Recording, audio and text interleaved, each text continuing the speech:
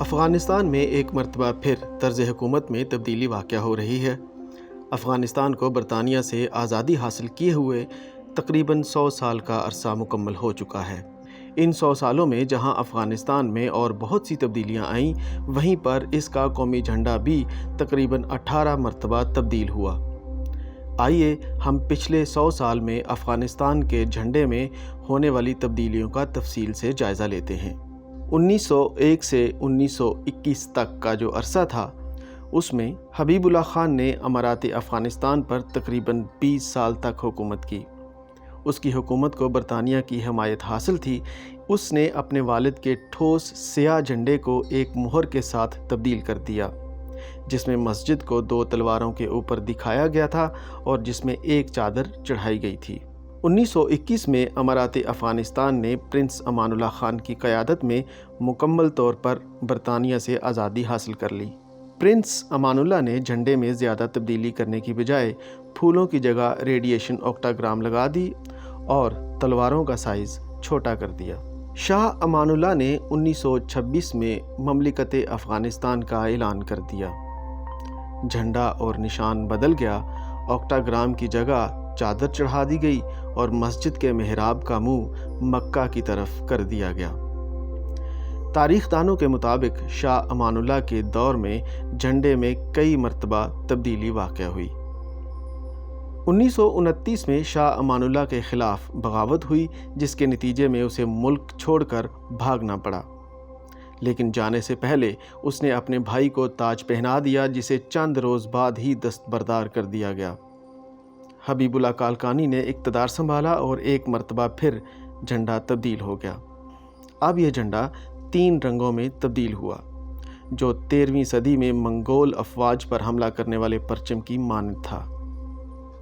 امان اللہ کے کزن محمد نادر شاہ نے قبائلی بغاوت کی قیادت کرتے ہوئے اس کے ماتحت بادشاہ کا اعلان کر دیا اور پرچم میں تبدیلی ناگزیر ہو گئی، اور دوبارہ سے 3 رنگ پرچم میں واپس آ گئے، جس میں سیاہ رنگ ماضی کو ظاہر کرتا ہے، سرخ رنگ قربانی کے بعد آزادی اور سبز رنگ خوشحالی کی نمائندگی کرتا ہے، اور امان اللہ کی اصل مہر جھنڈے کے مرکز میں ہے۔ 1933 کو نادر شاہ کو قتل کر دیا جاتا ہے اور اس کا بیٹا ظاہر شاہ بادشاہ بن جاتا ہے۔ ظاہر شاہ نے حکومت کو کسی حد تک مستحکم رکھا۔ ظاہر شاہ نے جھنڈے میں بہت زیادہ تبدیلی نہیں کی، صرف مہر بدل دی، جس میں خوشحالی کو ظاہر کرنے کے لیے گندم کی ڈالیاں مہر کا حصہ بنا دی گئیں۔ 1973 میں ظاہر شاہ کے کزن محمد داؤد خان نے فوج کی مدد سے ظاہر شاہ کا تختہ الٹ دیا اور افغانستان کو اپنے ماتحت جمہوریہ افغانستان بنا دیا۔ 1974 میں جھنڈے کو ایک مرتبہ پھر تبدیل کر دیا جاتا ہے۔ رنگ تو وہی رہتے ہیں، لیکن ان کا رخ بدل دیا جاتا ہے۔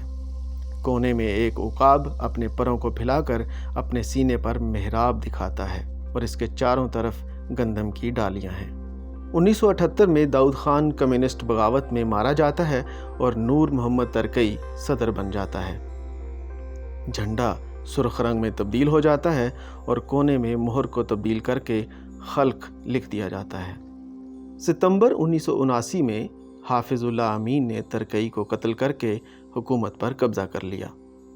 ترکئی چونکہ USSR کی کمیونسٹ حکومت کا حمایت یافتہ لیڈر تھا، اور اس کے قتل کے بعد USSR نے اپنی حمایت یافتہ کمیونسٹ حکومت بچانے کے لیے افغانستان پر حملہ کر دیا اور ببرک کرمل کو صدر بنا دیا۔ 1980 میں ایک مرتبہ پھر جھنڈے میں تبدیلی کرنی پڑی۔ نئی مہر، جس میں سرسبز میدان میں محراب سے ابھرتے ہوئے سورج کو دکھایا گیا ہے اور سرخ ستارہ سند کی نمائندگی کر رہا ہے۔ 1986 میں کرمل کو ہٹا دیا گیا اور محمد نجیب اللہ سوویت کٹ پتلی ریاست کے صدر بن گئے۔ حکومت اور سوویت کی مزاحمت میں تقریباً 90,000 مجاہدین ابھرتے ہیں اور جھنڈے کو ایک مرتبہ پھر تبدیل کر دیا جاتا ہے۔ ستارے اور کتاب کو ہٹا کر کوگ یعنی گراری کو نیچے شفٹ کر دیا جاتا ہے۔ اپریل 1992 میں سوویت یونین کے افغانستان سے جانے کے بعد احمد شاہ مسعود کے مجاہدین نے کابل پر قبضہ کر لیا اور جون میں برہان الدین ربانی ایک اسلامی ریاست کے صدر بن گئے، اور اسی سال دسمبر میں جھنڈا تبدیل کر دیا گیا۔ رنگ بہت سے دوسرے مسلم ممالک کے جھنڈوں سے ملتے جلتے ہیں۔ مہر امان اللہ کی مسجد اور نادر شاہ کی گندم ہے، اور تلواریں مجاہدین کی فتح کی علامت ہیں، اور اوپر شہداء ہے۔ 1994 میں ربانی کی حکومت سے لوگوں کی مایوسی میں اضافہ ہوتا ہے، اور اسی دوران بغاوت کی کوشش ہوتی ہے جسے حکومت ختم ہو جاتی ہے، اور طالبان ایک نئی طاقت بن کر ابھرتے ہیں جو بڑی تیزی سے جنوب مغربی علاقوں پر قبضہ کر لیتے ہیں اور کابل کی طرف مارچ کرتے ہیں۔ 2 سال کی لڑائی کے بعد طالبان کابل پر قبضہ کر لیتے ہیں اور افغانستان کو اسلامی امارات قرار دے کر جھنڈے کو ٹھوس سفید رنگ میں تبدیل کر دیتے ہیں، اور 1 سال بعد اس کے اوپر کلمہ طیبہ بھی لکھ دیا جاتا ہے۔ 1997 میں القاعدہ کے بانی اسامہ بن لادن افغانستان میں واپس آ کر طالبان کے بانی ملا عمر کے ساتھ اتحاد کر لیتے ہیں۔ ستمبر 2001 میں 4 مسافر جہازوں کو اغوا کرنے کے بعد ورلڈ ٹریڈ سینٹر میں ٹکرا کر تباہ کر دیا جاتا ہے۔ امریکہ نے اس کا الزام القاعدہ پر لگاتے ہوئے طالبان سے اسامہ بن لادن کی حوالگی کا مطالبہ کیا، جس کو نہ مانا گیا، اور اکتوبر میں امریکہ نے برطانیہ کی مدد سے افغانستان پر بمباری شروع کر دی، جس کے نتیجے میں طالبان مخالف شمالی اتحاد بشمول ربانی کی حکومت نے کابل کو طالبان سے چھین لیا۔ ربانی کا جھنڈا اور مہر نیلے رنگ میں شامل شاہدہ کے ساتھ بحال کر دیا گیا۔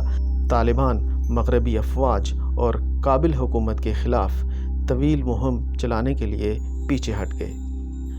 حامد کارزئی نے 2 سال تک امریکی حمایت یافتہ عبوری حکومت سنبھالی، جس کے بعد جھنڈا دوبارہ ظاہر شاہ دور کے جھنڈے کے رنگوں میں تبدیل ہو گیا۔